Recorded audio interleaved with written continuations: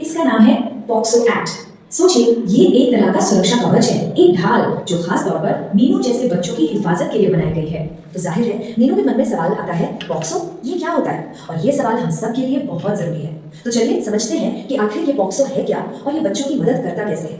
तो देखिए, पॉक्सो का पूरा नाम है protection of children from sexual offence act, मतलब यौन अपराधों से बच्चों को बचाने वाला कानून। ये सरकार का बनाया हुआ एक बहुत ही मजबूत कानून है जिसका एक ही मकसद है, बच्चों को सुरक्षा देना।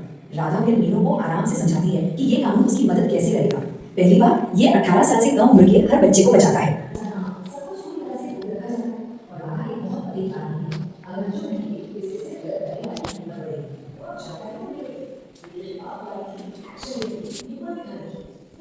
टीचर के पास जाती है और उन्हें सब कुछ शुरू से लेकर आखिर तक सच सच बता देती है। और पता है अच्छी बात क्या हुई? टीचर ने उनकी बात को बहुत ध्यान से सुना, उसे गंभीरता से लिया और उन्हें पूरा भरोसा दिलाया। और फिर देखिए, जब सिस्टम सही से काम करता है तो कितनी जल्दी एक्शन होता है। स्कूल ने फौरन पुलिस और चाइल्ड हेल्पलाइन को इन्फॉर्म किया और वो आदमी पकड़ा गया। ये इस बात का सबसे बड़ा सबूत है कि सही समय पर आवाज उठाना कितना ज्यादा जरूरी है और उसका नतीजा कितना अच्छा हो सकता है। और हाँ, एक नंबर जो हम सबको याद रखना चाहिए, 1098 1098। ये चाइल्ड हेल्पलाइन नंबर है, एक ऐसा फोन नंबर जो बच्चों की मदद के लिए 24 घंटे काम करता है। ये बहुत जरूरी है। अब ये जो पूरा किस्सा था, ये सिर्फ मीनू की कहानी नहीं रह गया था, ये पूरे स्कूल के लिए एक बहुत बड़ा सबक बन चुका था। तो स्कूल से लड़ने और उस पर जीत पाने की कहानी सुनते हैं।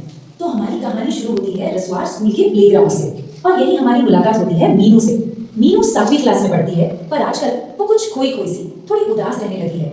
सीन कुछ ऐसा है कि लंच ब्रेक का टाइम है, स्कूल के सारे बच्चे खेल कूद रहे हैं, मस्ती कर रहे हैं, लेकिन मीनू वो एक बरगद के पेड़ के नीचे चुपचाप अकेली बैठी है। तभी उसकी एक सीनियर 9वीं क्लास की राधा उसके पास आती है। राधा ने नोटिस किया था कि मीनू पिछले 2 दिनों से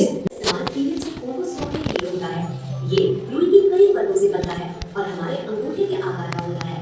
टैम्पॉन को इस्तेमाल करने के लिए इसे योनि के अंदर बिठाया जाता है। चलो मैं तुम्हें टैम्पॉन को योनि के अंदर बिठाने का सही तरीका बताती हूँ। टैम्पॉन का इस्तेमाल करने से पहले और इस्तेमाल करने के बाद हाथों को साबुन से अच्छी तरह धोना चाहिए। क्या रहता है और खून सोखता रहता है। अच्छा दीदी, टैम्पॉन इस्तेमाल करने के बाद क्या करें? उसे फेंक दें? नहीं मिला, इस्तेमाल के बाद टैम्पॉन को किसी कागज में लपेटकर एक कूड़ेदान में ही फेंकना।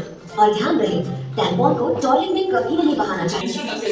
बेसिकली पीरियड्स के टाइम पे क्या होता है कि हम एक पैड लगा लेते हैं, यहाँ एक हम एक टैम्पॉन लगा लेते हैं, जो कि सारा का सारा ब्लड और ब्लड को अब्सॉर्ब कर लेता है। मेंस्ट्रुअल कप इसलिए डिफरेंट है क्योंकि उसे अब्सॉर्ब नहीं करता, ये सिर्फ उसे कलेक्ट करता है। समझ लीजिए जैसे आप लोटे में पानी से सिलिकॉन की सबसे बड़ी खासियत ये होती है कि ये आपकी बॉडी से रिएक्ट नहीं करता, तो आपकी वजाइना में होने की वजह से आपकी बॉडी को कोई नुकसान नहीं पहुंचाएगा, ये वहाँ सेफली रहेगा। इसके अलावा और मटेरियल्स से बने भी मेंस्ट्रुअल कप्स आते हैं, बट मैं रेकमेंड करती हूँ कि आप मेडिकल ग्रेड सिलिकॉन का यूज करें, अनलेस आपको सिलिकॉन से लगता है। जो हम मेंस्ट्रुअल कप लेते हैं उसे हम फोल्ड करते हैं और इसे हम एयर से जो है वजाइना में डाल देते हैं, ये यहाँ पे फिट रहता है। और क्योंकि and then put it in a safe and enriched cup. I hope you found that video helpful. Let me know what your experience is using a period cup or a menstrual cup, or if you'd like to try one in the comments below.